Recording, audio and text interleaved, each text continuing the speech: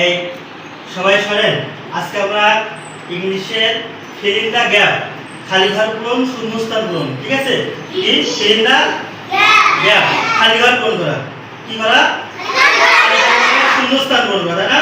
দেখেন আমাদের আমি কিছু ওয়ার্ড লিখেছি, তাই না? দেখেন গ্যাপ গ্যাপ দিয়েছি, শূন্যস্থান পূরণ দিয়েছি। ওই গ্যাপে আমাদের পড়ে পড়ে লিখতে হবে, তাই না? প্রথম সময় দেখেন আমি জি একটা গ্যাপ শূন্যস্থান আর এল, এই শূন্যস্থানে কি হবে? তাহলে কি হয়? জি আই আর এল, তাই জি আই আর এল, ডাল। বুঝেছেন?